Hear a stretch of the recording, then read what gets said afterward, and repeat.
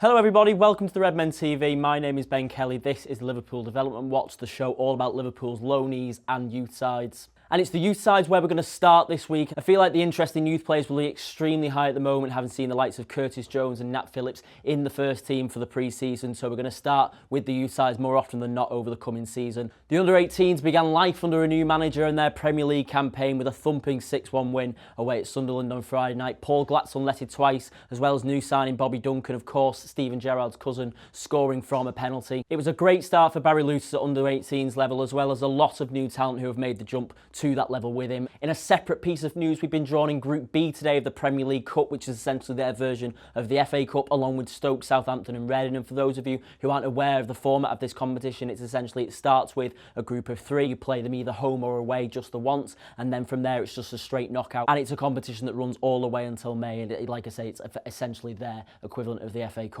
The under-23s under Neil Critchley, as usual, got off to a slightly less exciting start, drawing 0-0 away at Brighton. Players we've seen in pre-season, such as Kamil Grabara and Pedro Chirivella, were on display here. Chirivella, of course, was trying to get a loan move to somewhere secured before the end of the window, and he hasn't managed to do that quite yet, so for now he's playing for the under-23s. Grabara actually had a very good game, making 4 great saves to keep Brighton out, including one that was very late in the game where Brighton had an opportunity to win it. And the 23s get their home campaign underway this Friday night at Anfield against Tottenham. It's £3 for adults, £1 for children if you want a ticket, or it's free for Liverpool season ticket holders and members. Moving on to the loanees then, and let's begin with Adam Bogdan. Now, this is apparently quite a touchy subject for a lot of people. Of course, the jokes that I made in last week's episode didn't go down too well. It was just satire. I will knock that particular countdown on the head, though. I understand that it perhaps came across a little bit more malicious than I intended it to. I apologise for that. We'll just move on. I'll be reporting on him as usual every week. However, news emerged this week that he has had an injury problem for a little while that was bothering him during their Scottish Premiership opening game versus Motherwell last weekend,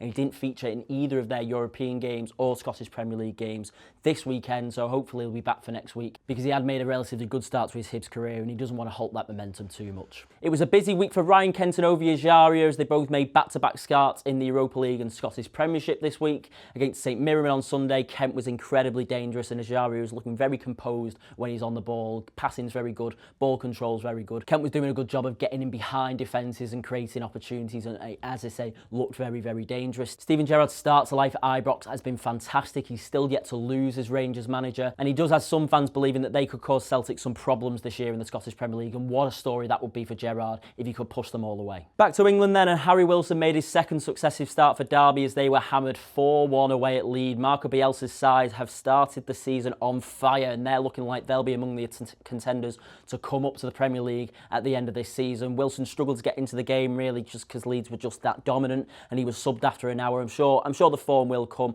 Obviously, he's getting used to life at a new club under a new manager, like I said last week, under a relatively inexperienced manager in Frank Lampard, so I'm sure the time will come. He looked pretty dangerous, like I say, against Reading. Hopefully in the coming weeks he will pick up a bit of form and he will show that goal scoring ability that he's shown for the under-23s and at Hull City last season.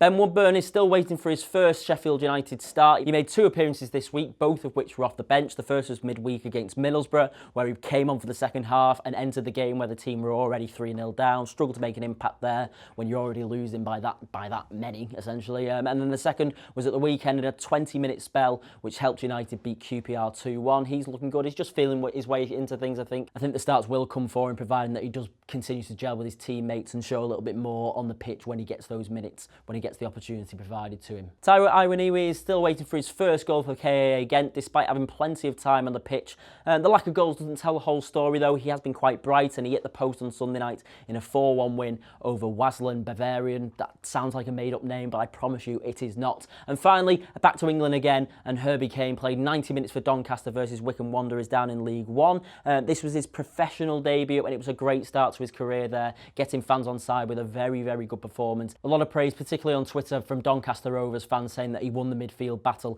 in that very tough League One midfield. League One is a tough league, and if he's winning midfield battles already earlier on in this career, no doubt he'll go on to have a great season for Doncaster, and hopefully they can achieve something this season, because I really do like Herbie Kane. Played very well under the 23s last season for Neil Critchley. I'm hoping he goes on and makes something of this loan spell and hopefully catches the eye of Jurgen Klopp. And that is everything for this week, ladies ladies and gentlemen, thanks very much for watching as always. I'll be back next week for another update. For now though, subscribe to the channel, like the video, leave us a comment down below and follow me on Twitter at bkelly776. I've been Ben Kelly for the Redmen TV.